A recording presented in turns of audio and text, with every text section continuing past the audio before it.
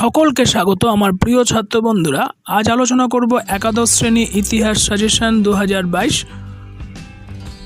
তোমরা দেখছো digital mentor, আমি তোমাদের সাথে রয়েছি তোমাদের বন্ধু বিশ্বনাথ। সঙ্গে থাকবে, সম্পূর্ণ ভিডিওটি দেখবে।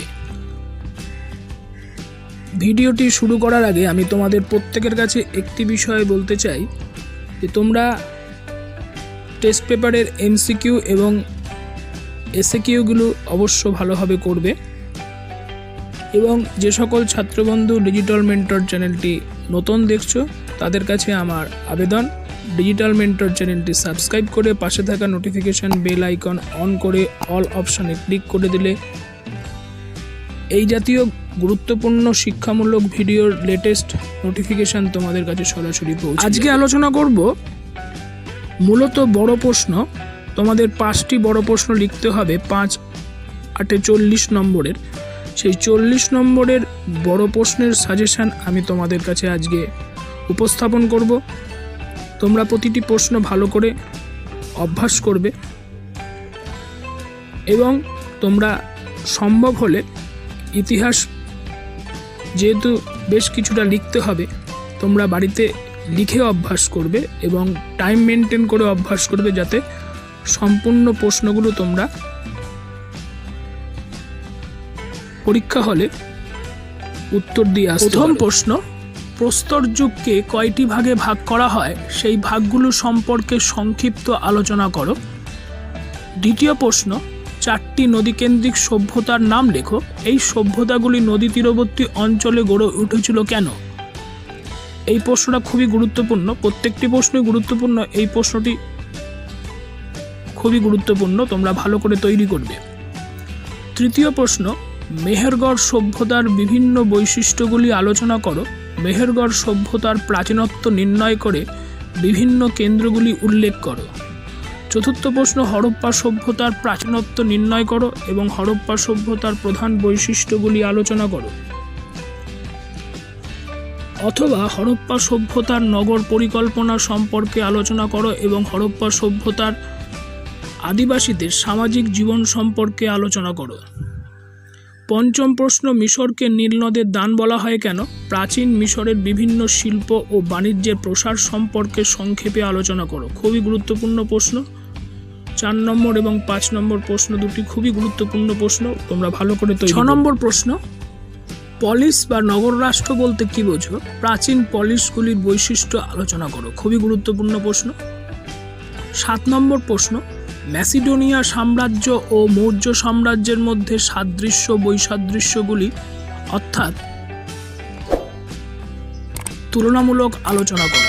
ম্যাসিডোনিয়া সাম্রাজ্য ও মৌর্য সাম্রাজ্যের মধ্যে সাদৃশ্য বৈসাদৃশ্যগুলি আলোচনা করো। 8ম প্রশ্ন, মোগল সাম্রাজ্য ও অটোমান সাম্রাজ্যের মধ্যে সাদৃশ্য বৈসাদৃশ্যগুলি আলোচনা করো। খুবই গুরুত্বপূর্ণ প্রশ্ন, তোমরা ভালো করে তৈরি করবে। 9ম প্রশ্ন, কৈটিল্যের লেখা অর্থশাস্ত্র গ্রন্থটির বিষয়বস্তু সম্পর্কে আলোচনা করো। খুবই গুরুত্বপূর্ণ প্রশ্ন। 9ম প্রশ্ন, টমাস ক্রমওয়েলের নতুন রাজতন্ত্র সম্পর্কে আলোচনা করো। টমাস ক্রমওয়েলের নতুন রাজতন্ত্র সম্পর্কে আলোচনা করো। খুবই গুরুত্বপূর্ণ প্রশ্ন, তোমরা ভালো করে তৈরি করবে। 10ম প্রশ্ন, ইক্তা প্রথার বৈশিষ্ট্য উল্লেখ করো। এই প্রথার সংস্কার ও বিবর্তন সম্পর্কে আলোচনা করো। 11 নম্বর প্রশ্ন, ম্যানর ব্যবস্থার বিভিন্ন বৈশিষ্ট্যগুলি উল্লেখ করো। ম্যানর ব্যবস্থার বিভিন্ন বৈশিষ্ট্যগুলি উল্লেখ করো। খুবই গুরুত্বপূর্ণ প্রশ্ন। 12 নম্বর প্রশ্ন, ইউরোপের সামন্ততন্ত্রের পতনের বিভিন্ন কারণগুলি উল্লেখ করো। খুবই গুরুত্বপূর্ণ প্রশ্ন। 13 নম্বর প্রশ্ন, ইউরোপের সমাজ ও অর্থনীতিতে সামন্ততন্ত্রের প্রভাব আলোচনা করো। ইউরোপের সমাজ ও অর্থনীতিতে সামন্ততন্ত্রের প্রভাব আলোচনা করো।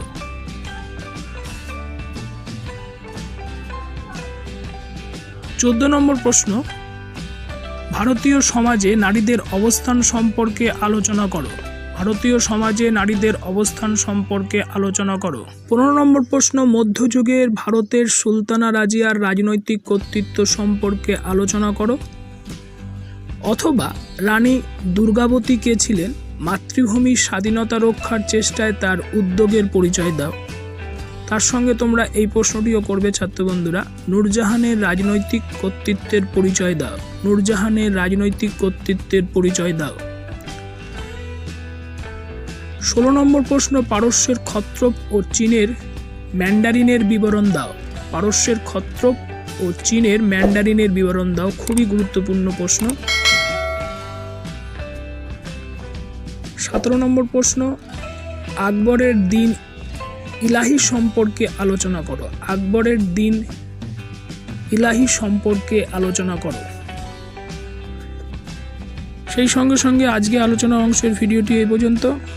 আজকে আলোচনা অংশ ভিডিওটি ভালো লাগলে তোমরা বেশি করে পারিপার্শ্বিক বন্ধুদেরকে শেয়ার করবে, লাইক এবং কমেন্টস করতে ভুলবে না। যে সকল ছাত্র বন্ধু ডিজিটাল মেন্টর চ্যানেলটি নতুন দেখছো তাদের কাছে আমার আবেদন রইল, ডিজিটাল মেন্টর চ্যানেলটি সাবস্ক্রাইব করে পাশে থাকা নোটিফিকেশন বেল আইকন অন করতে ভুলবে না, যাতে এই চ্যানেলে নতুন কোনো ভিডিও পাবলিশ হলে সরাসরি তোমাদের কাছে পৌঁছে যায়। প্রত্যেকে ভালো থাকবে, সুস্থ থাকবে। ধন্যবাদ।